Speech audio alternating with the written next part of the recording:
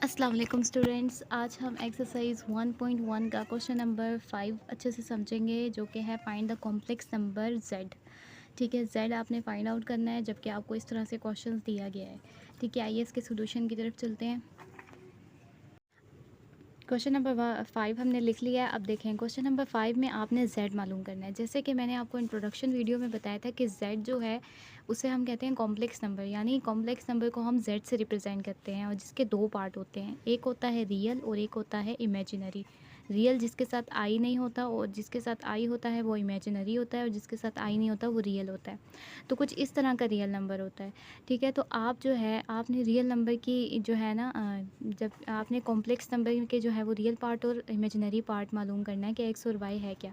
Late से आपने जो है ना इस क्वेश्चन के अंदर जेड जो है वो ये वाला नंबर लेना है, x plus y iota. Standard जो है ना कॉम्प्लेक्स नंबर इस तरह से हम लिखते हैं, तो आपने एक्स प्लस वाई आयोटा जो है वो लेना है जेड की जगह, या आपने लेट करना है। तो सोल्यूशन में हमने क्वेश्चन को एज इट इज़ लिखा।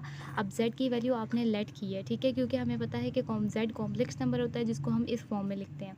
अब देखें यहाँ पे z की वैल्यू तो हम ये पुट कर देंगे। z बार का मतलब क्या होता है? z बार का मतलब होता है कॉन्जुगेट।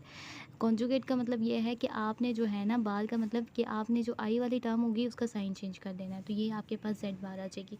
जब आप ये वाली चीज़ें लेट कर लेंगे ना, ये दोनों चीज़ें, आपने जो है अगला स्टेप आपका ये होगा कि जहाँ पे z और z बार है वहाँ पे आपने ये वैल्यूज़ पुट कर देनी है। तो देखें यहाँ पे हमने क्या किया है, इस z और z बार की वैल्यू, z जो हमने लिया था और z बार जो हमने कैलकुलेट किया, इन दोनों को जो है वो इस क्वेश्चन के अंदर पुट कर दिया। देखें z की जगह z की वैल्यू लिखी है और z बार की जगह z बार की वैल्यू लिखी है, और सारा क्वेश्चन जो है वो एज इट इज़ लिखा है। अब आपने सिंपल क्या करना है, आपने 4 को इन दोनों से मल्टीप्लाई कर देना है और -3 को इन दोनों से मल्टीप्लाई कर देना है। 4x ज़ा 4x, 4y आयोटा ज़ा 4y आयोटा। अब यहाँ पे 3x ज़ा 3x, माइनस साथ में minus minus plus 3y iota. ठीक है, और ये नंबर एज इट इज़। अब यहाँ पे देखें हमारे पास कुछ इस तरह से टर्म्स आ जाएंगी। अब हमने यहाँ पे भी कॉम्प्लेक्स नंबर बनाना है, यानी ऐसे नंबर जिसके साथ आई हो और ऐसे नंबर जिसके साथ आई ना हो। जिनके साथ आई नहीं है उनको हमने इकट्ठा करके लिख लिया, और जिनके साथ आई है उनको हमने इकट्ठा करके लिख लेना है। अब देखें 4x और 3x, 4x में से 3x गए तो एक x बचेगा, और 4y आयोटा और 3y आयोटा। देखें बिल्कुल y है, तो देखें 4y आयोटा है और 3y आयोटा है, प्लस प्लस हो रहे हैं, यानी कुल मिला के कितने वाई आयोटा हैं? देखिए 4 5 6 7 7 वाई आयोटा है। तो इनको सिंपल हमने सॉल्व किया है और हमारे पास इस तरह से कॉम्प्लेक्स नंबर आ गया।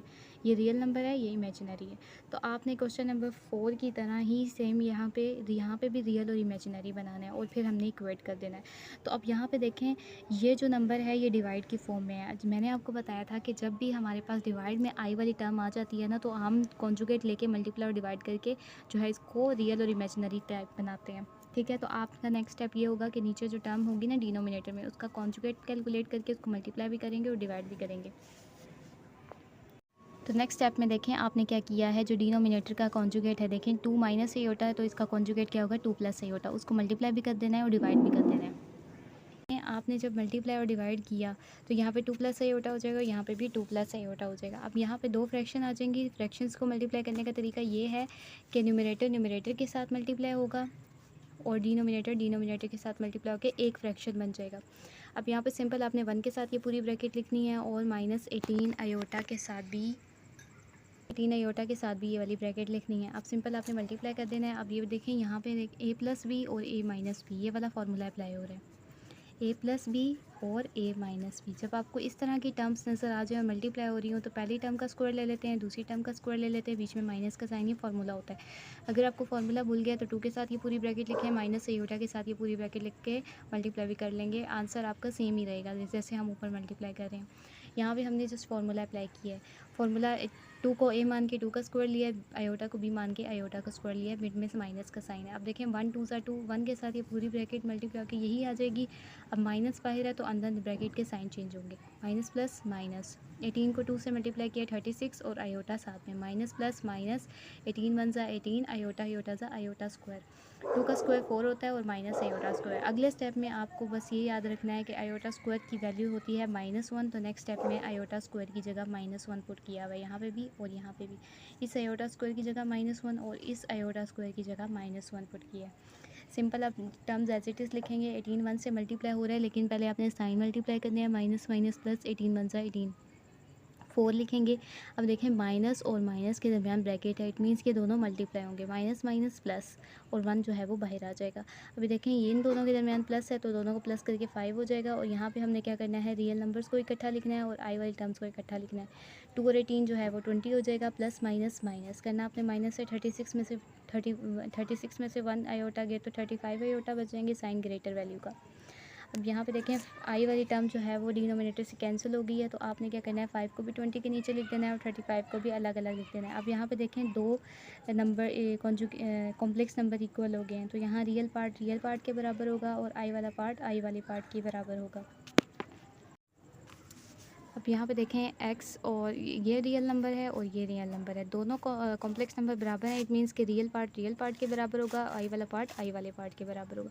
तो यहाँ हम इन दोनों को कंपेयर करेंगे, x को 4 के इक्वल लिख देंगे और आई वाली टर्म्स को इक्वल लिख देंगे। अब यहाँ पे देखें 7y है और यहाँ पे -7 है, ठीक है, आई वाली टर्म के बगैर, ये आई से कैंसिल हो जाता है वैसे भी। तो यहाँ पे x की वैल्यू 4 हो जाएगी और y की वैल्यू हम यहाँ से नहीं कैलकुलेट कर लेंगे, y और 7 के दरमियान मल्टीप्लाई का साइन है तो 7 यहाँ y के साथ मल्टीप्लाई हो रहा है, इधर जाके क्या हो जाएगा डिवाइड, दोनों का कैंसिलेशन होकर -1। अब देखें x और y की वैल्यू आ गई है। अब देखें z जो हमने लेट किया था x प्लस वाई आयोटा, क्योंकि हमने z कॉम्प्लेक्स नंबर मालूम करना है और कॉम्प्लेक्स नंबर का एक रियल पार्ट होता है और एक इमेजिनरी पार्ट होता है। रियल पार्ट x है और इमेजिनरी पार्ट y है, तो x और y की वैल्यू फाइंड आउट करके ना हम इस z में पुट कर देंगे तो हमारे पास z कैलकुलेट हो जाएगा। तो x और y की वैल्यू जो है हमने z में पुट करेंगे, x की जगह हम 4 पुट कर देंगे, प्लस y की जगह हम -1 पुट कर देंगे और आयोटा साथ में। अब यहाँ पे देखें 4 प्लस और माइनस के दरमियान ब्रैकेट है, दोनों को मल्टीप्लाई करेंगे, प्लस माइनस माइनस और 1 आयोटा ज़ा आयोटा। तो ये हमारा रिक्वायर्ड कॉम्प्लेक्स नंबर है।